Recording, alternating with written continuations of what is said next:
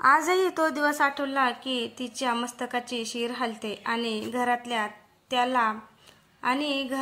त्याला हाकलून द्यावे अशी तीव्र इच्छा तिच्या मनात होते. त्यातूनच आजकाल त्याचे रेडिंग वाढलेले होते. नवरा म्हणून ती आता त्याचा विचारही देखील करू शकत नव्हती. फक्त 2 वेळच्या अन्नाला मोताद झालेला हा माणूस रस्त्यावर कुठे टाचा घासून मरू नये म्हणून तिने त्याला आश्रय दिला होता.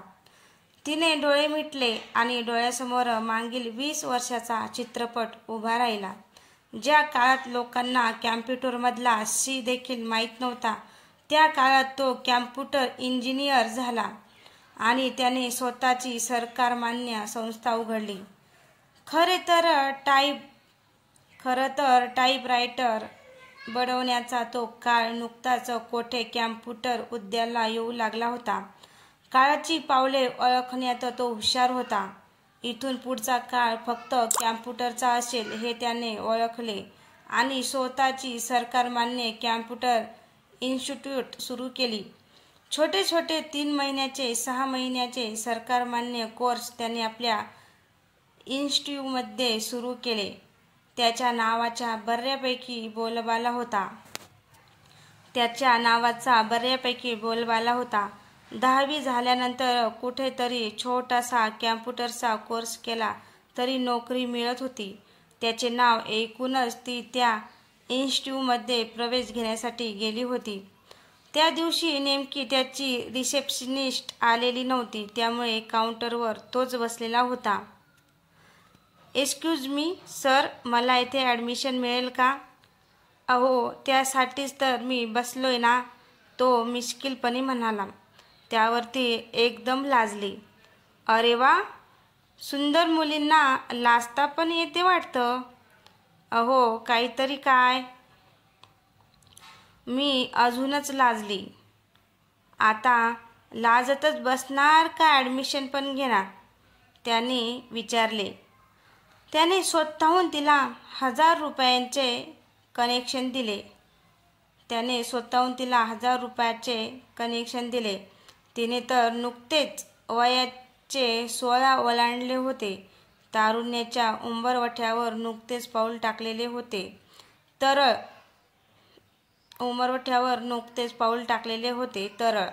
कोमल भावना आताशी कुठे तिच्या मनात उमलू लागल्या होत्या. 16वं वर्ष धोक्याचं अशी तिची परिस्थिती होती आणि हीच त्याची पहिली ओळख.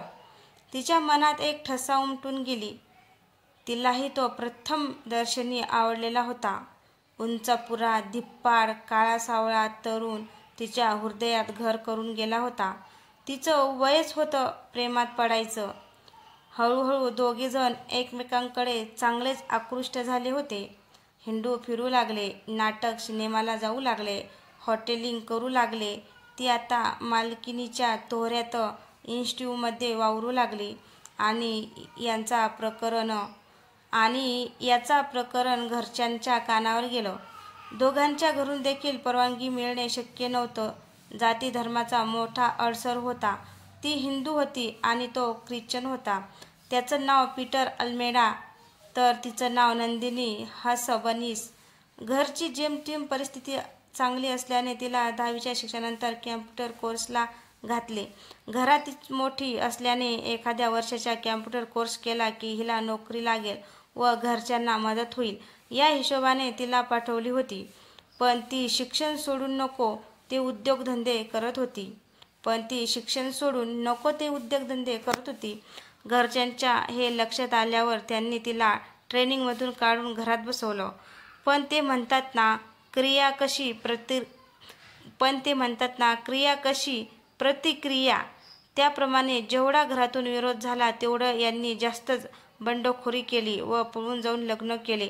तेव्हा तिचे वय 18 देखील पूर्ण नव्हते. ज्या वयात शिक्षण घ्यायचे, करिअर करायचे त्या वयात ती लग्नाच्या बंधनात अडकली. त्यासाठी तिने आपले घरदार, जात धर्म, आईबाप सारं काही सोडलं. ब्राह्मण संस्कारात वाढलेली मुलगी आता ख्रिश्चन झाली. त्यांचे संस्कार पाळू लागली. दर रविवारी चर्चेला जाऊ लागली. आईबापांनी तिचं नाव आणि राहतं गाव दोन्ही सोडले. तिला तिच्या नशिबाच्या हवाली करून ते मोकळे झाले. पाठीमागे एक बहीण होती. हिच्यामुळे तिच्या शिक्षणात किंवा लग्नात त्यांना बांधा नको होता. पीटरचा घरातील करता धरता असल्यामुळे त्याच्या घरी एक्सेप्ट करण्याशिवाय दुसरा काही पर्याय नव्हता. विधवा आई, एक लग्न झालेली बहीण व 2 छोटे भाऊ असा त्यांचा परिवार होता. लग्न झालेल्या बहिणीचा नवरा बाहेरगावी असल्यामुळे ती माहेरीच राहत होती. सुरुवातीला त्या मायलेकींनी तिला भरपूर त्रास देण्याचा प्रयत्न केला, परंतु हळूहळू तिच्या गोड वागण्याने त्यांचा विरोध मावळला. नंदिनीची ती आता रीटा अल्मेडा झाली होती. काळ पुढे सरकत गेला. त्यांना 2 मुले देखील झाली. तिने हट्टाने मुलीचे नाव गार्गी ठेवले व मुलाचे नाव मात्र त्यांच्या पद्धतीने अल्विन ठेवले होते. हिंदू धर्माचे काही संस्कार ती पुन्हा पाळू लागली. नाही म्हटलं तरी पूर्वी आयुष्यभर गणपती बाप्पाला जाता येता हात जोडण्याची सवय होती, ती काही गेल्या जाईना. लग्नाला 5 वर्षे झाली. ती त्यांच्या साखरेसारखे विरघळत गेली. संसारिक तर ती होतीच. माहेरी जेमतेम परिस्थिती असल्याने बचत करण्याची सवय होती, त्यामुळे ती पाठीमागे पैसा टाकू लागली. खूप दिवस झाले घरात गणपती आणण्याची इच्छा होती. नवऱ्याला पटवून तिने घरी गणपती देखील बसवला. कुरकुरत का होईना सासू आणि नंदेने परवानगी दिली. 5 दिवस तिने मोठ्या आनंदात घालवले. मनाला थोडी शांती वाटली. ती तेवढ्यात भक्तिभावाने चर्चमध्ये देखील जात असे. मात्र आताशा तिला पीटरसाठी वेळ देता येत नव्हता.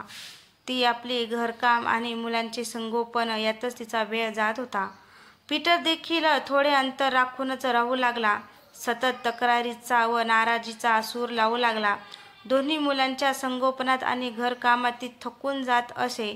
त्याला मात्र पहिल्यासारखीच बायको नटून थटून आपल्या स्वागताला टवटवीत दिसली पाहिजे असे वाटत असे. ती मुलांची आई झाली होती ती, पण तो मात्र अजून नवराच राहिला होता. तो मात्र बाप झाला नव्हता. त्याचे कॅम्प्युटर इन्स्टिट्यूट मात्र जोराने चालत होती. हातात पैसा खुळखुळत होता. मग त्याला 4 दिशांनी पाय फुटतात. एकदा गंमत म्हणून तो डान्स बारमध्ये मित्रांबरोबर गेला. दारूचे संस्कार तर त्याच्यावर लहानपणापासूनच होतेच. तेथे नाचणाऱ्या मुलींमध्ये सपना नावाची डान्सर त्याला आवडली. तिच्यासाठी तो रोज डान्स बारमध्ये जाऊ लागला. तिच्यावर नोटा उडवू लागला. इकडे शश मात्र घरात पैसे देईन. जेमतेम घर चालवणे पुरता पैसा तिच्या हाती पडू लागला. इंग्लिश मीडियममध्ये शिकणाऱ्या मुलांची आबाळ होऊ लागली. ही सपना बांगलादेशी मुस्लिम होती. ती या महानगरीच्या उपनगरात आपले पोट भरण्यासाठी आली. अशा हजारो बांगलादेशी मुस्लिम मुली मुंबईत सपना, वीणा, मीना इत्यादी नावाने वावरत असत. तिने पण हा आपल्यावर लट्टू आहे ते ओळखले व त्याला चांगली सेवा देत राहिली. दोघेजण अधेमध्ये नाईट आऊटला पण जाऊ लागले. आता त्याला सपना पुढे बायको म्हणजे सुरमई मच्छी, पुढे वरण भात वाटू लागली. तो सतत मनात दोघींची तुलना करू लागला. हळूहळू त्यांचं ते लफडं देखील घरात माहीत झालं. त्यावरून नवरा बायकोचे सतत खटके उडू लागले. एक दिवस त्याने तिच्यावर हात देखील टाकला होता. त्यावेळी तिला आईवडिलांचे बोल आठवले, पण आता वेळ निघून गेली होती. त्या दिवशीच्या मारपिटीनंतर तो सरळ सपनाच्या घरी जाऊन राहू लागला. बायकोकडे त्याने पूर्ण पाठ फिरवली होती. सपनाच्या घरात देखील सगळ्या बायकांचा भरणा होता. एक आई व पाठच्या 3 बहिणी यांचे पोट ती एकटी डान्स बारवर भरत होती. तिला पण घरात एका पुरुषाची गरज होती. संरक्षणाच्या निमित्ताने, घरात सुसूत्रता आणण्याच्या निमित्ताने एका म्होरक्याची तिला गरज होती. आता तो कॅम्प्युटर इन्स्टिट्यूटमधून मिळणारा सगळा पैसा सपनाच्या घरी आणून टाकत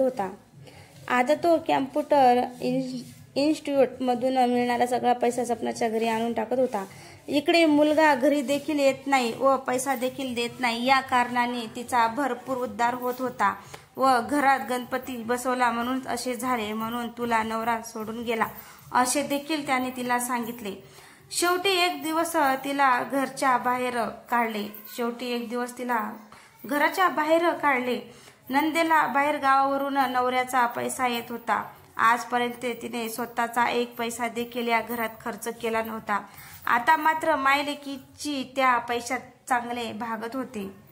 प्रश्न होता नंदिनीचा. माहेरी जायला तोंड नव्हते, सासरी कोणी घरात घेत नव्हते, 2 वेळेच्या खाण्याचे देखील वांदे होते. त्यात मुलांना घेऊन ती कुठे जाणार?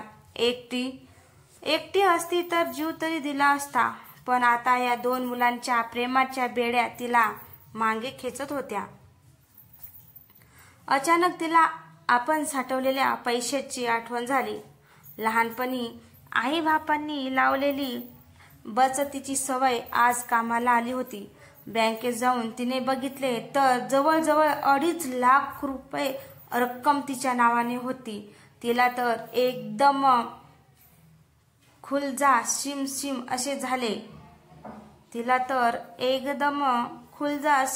असे झाले. त्या काळी 2.5 लाख म्हणजे खूप होते. त्यात तिने रेडीमेड कपड्याचे दुकान Gargi readymade for all family नावाने टाकले. टेलरिंगचा कोर्स केला. रेडीमेड ब्लाऊजसाठी एक वेगळा विभाग ठेवला. त्या काळी स्त्रिया आपली गाडी घेऊन प्रत्येक मॅचिंग सेंटरमध्ये फिरत असत व मॅचिंग रंगाचा कपडा निवडून ब्लाऊज शिवायला टाकत. तेव्हा तिने आरशेवाले गोंडेवाले रेडीमेड ब्लाऊज शिवून विकायला सुरुवात केली. त्या व्यवसायाचे खरे फाउंडर ती होती. लगेच काही जादूची काडी फिरली नाही, पण व्यवसायातले चढ उतार बघत बघत हळूहळू तिचा जम बसत गेला. आता तर तिचे ब्लाऊज परदेशात देखील एक्सपोर्ट होऊ लागले. मग तिने इतर सगळे विभाग बंद करून फक्त रेडीमेड ब्लाऊज वरती लक्ष केंद्रित केले. 4 मशीन टाकून त्यावर कामासाठी व विक्रीसाठी मुली ठेवून ती आता गल्ल्यावर बसू लागली. बघता बघता 15 वर्षाचा काळ कसा गेला कळलेच नाही. मुले मोठी झाली. मुलगा इंजिनिअरिंगला तर मुलगी कॉलेजात जाऊ लागले. तारुण्याचा बहर ओसरून ती आता 40शीला आली. पिकलेले केस डोक्यात डोकावू लागले. न उल्हासे न संतापे अशा विरक्त वृत्तीने ती जीवन जगत होती. तारुण्यात आईबापाचे न ऐकता एकदा केलेल्या चुकीचे परिमार्जन तिने पुरेपूर केलेले होते. आपल्या आईचे झालेले हाल मुलांनी लहानपणापासून पाहिल्यामुळे मुले पण एकदम समजच निघाली होती. दुपारी 1 ते 3 जेवणाची वेळ आपला डब्बा ती कामाला असलेल्या मुलींबरोबर बसून खात असे. मी मालकीण व त्या कामवाल्या मुली असा भेदभाव कधी केला नव्हता. त्या दिवशी ती तशीच सर्वांसोबत जेवायला बसलेली असताना पहिला घास तोंडात घालणार तोच, मैडम जी आपको कोई मिलने आया है, लगता तो भिखारी जैसा है पर आपको नाम से पूछ रहा है, इसके लिए आपको बुलाने आया हूँ. दारावरचा सिक्युरिटी मोठ्या अजिजीने बोलत होता. सिक्युरिटी गार्ड मोठ्या अजिजीने बोलत होता. तिने बाहेर येऊन बघितले तर खरोखरी दाढी वाढलेला अत्यंत कृश झालेला उंच माणूस तिच्या दारात उभा होता. तिच्या चेहऱ्यावरील प्रश्नचिन्ह पाहून मला ओळखलं नाहीस नंदू? तिच्या लाडक्या नावाने त्याने हाक मारली. तिला नंदू या नावाने फक्त 3च माणसे हाक मारत असत. एक तिचे आई वडील आणि दुसरा तिचा नवरा. निव्वळ त्याच्या आवाजावरून तिने त्याला ओळखला. त्या अवस्थेत पाहून तिला धक्काच बसला. सगळ्या जुन्या आठवणी क्षणभर उफाळून आल्या. याच माणसावर कधी काळी तिने जीवापाड प्रेम केलं होतं. त्याच्यासाठी आई बापाची जातीची धर्माची सगळी बंधने तोडून त्याच्यापाशी आली होती आणि त्याने तिचा विश्वासघात केला होता. त्याच्यावर अशी परिस्थिती आल्यावर निर्लज्जपणे तिच्या दारात उभा होता. गेल्या 15 वर्षात ती मेली किंवा जगली, मुले कोठे आहेत, कशी आहेत, काय करतात याची साधी त्यांनी चौकशी सुद्धा चौकशी देखील सुद्धा केली नव्हती. तिला त्याची घृणा आली. ती पाठ फिरवणार तोच. प्लीज नंदू, माझ्याकडे पाठ फिरवू नको. जगाने मला ठोकरले तरी तू माझ्यावरती प्रेम केले होतेस. तू माझी लग्नाची बायको आहेस. तो तिला प्रेमाचा व लग्नाचा वास्ता देऊ लागला. तुला आता माझी आठवण आली का?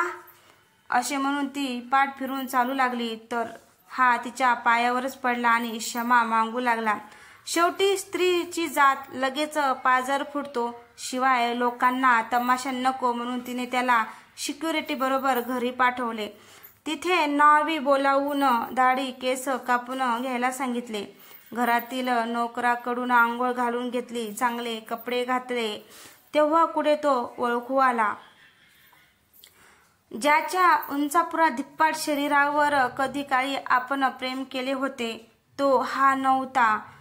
याला HIV ची लागण झालेली होती. आजकाल TV पाहून व यूट्यूबवरून सर्वांनाच याचे ज्ञान असते. तिला सोडून गेल्यानंतर 15 वर्षाचा आढावा त्याने खालील प्रमाणे दिला. सुरुवातीचे 2-4 वर्षे सपनाच्या फॅमिली बरोबर चांगली गेली. हा जे पण कामावर होता ते सारे तिच्या फॅमिलीला देत होता. हा जे पण कमवत होता ते सारे तिच्या फॅमिलीला देत होता. पण त्या साऱ्यांना छान छोकीची सवय लागलेली. चांगले ब्रँडेड कपडे, हॉटेलिंग, रोजच्या रोज फिरायला बाहेर पडणे, दागिने, गुटखा, दारू हे सारे शौक त्या फॅमिलीला होते. त्यांना फक्त 2 वेळचे जेवण, कपडा लत्ता, डोक्यावर छप्पर एवढेच पुरेसे नव्हते. सपना परत बारमध्ये जाऊ लागली. रोज रोज नव्या गिऱ्हाईकाबरोबर नाईट आऊट जाऊ लागली. याला कोणी घरात किंमत देईना. त्याच्या अनियमिततेमुळे त्यांचे इन्स्टिट्यूट चालेना. एकतर बाजारात नव्या नव्या संस्था उदयास आल्या. याचे कॅम्प्युटर आता जुन्या व्हर्जनचे झाले. त्यामुळे कोणी त्याच्याकडे फिरकेना. शिवाय हा घरदार सोडून बारवालीकडे राहतो.